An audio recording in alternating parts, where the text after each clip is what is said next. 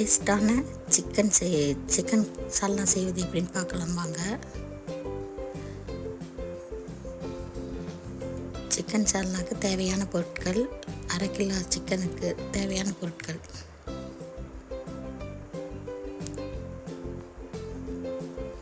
ஒரு குக்கர் வச்சு 3 ஸ்பூன் தேங்காய் எண்ணெய் ஊற்றிட்டு பட்டை, கிராம்பு, ஏலக்காய், சோம்பு போட்டு தாளிக்கிறது போட்டுடணும்.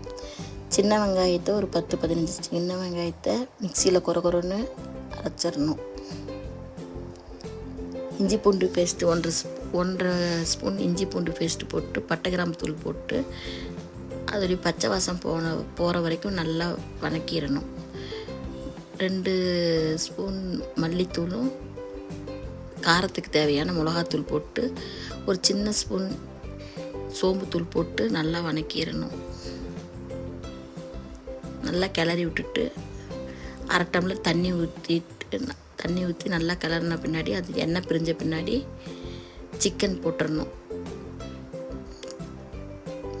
3 பச்சை மிளகாய் போட்டு மஞ்சத்தூள் கொஞ்சம் எடுத்து மஞ்சத்தூள் போட்டு தேவையான அளவு உப்பு போட்டு மல்லித்தலை போட்டு நல்லா கிளறி விடணும்.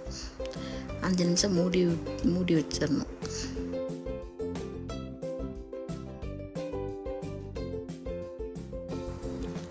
ஒரு டம்ளர் தண்ணி ஊற்றி நல்லா கிளறின பின்னாடி கொஞ்சம் 5 நிமிஷம் மூடி வச்சிடணும். மூடி வச்சா எண்ணெய் எல்லாம் பிரிஞ்சிடும். பிரிஞ்ச பின்னாடி 5 தக்காளி எடுத்து கொரன்னு மிக்ஸி ஜாரில் போட்டு அரைச்சி அதையும் ஊற்றிடணும். ஊற்றி விட்டு அது கொதிச்சோடனே குக்கரை மூடி 2 விசில் விடுங்க.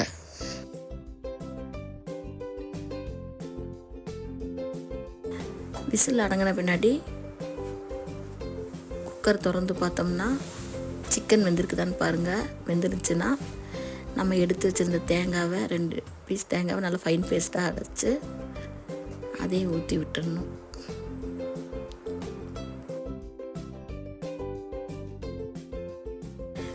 அஞ்சு நிமிஷம் நல்லா கொதிச்சோன்னையும் மல்லித்தலை போட்டு இறக்கிடணும். டேஸ்டான சிக்கன் சால்னா ரெடி ஆயிடுச்சு. நீங்களும் செஞ்சு பாருங்கள்.